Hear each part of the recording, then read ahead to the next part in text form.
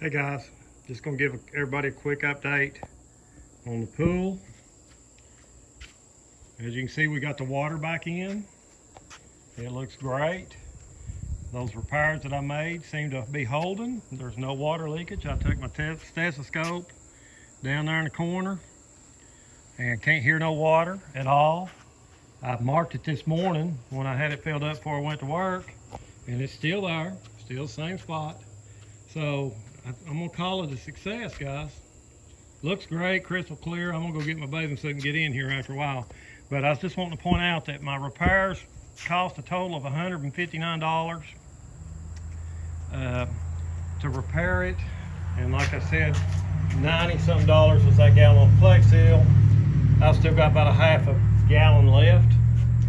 Then I bought another thing of hydraulic cement, and I am tickled to death.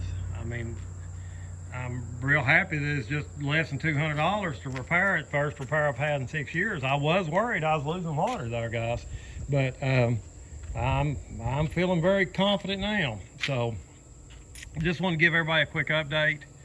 Everybody have a great weekend. Thanks for watching this video. I'll keep posting.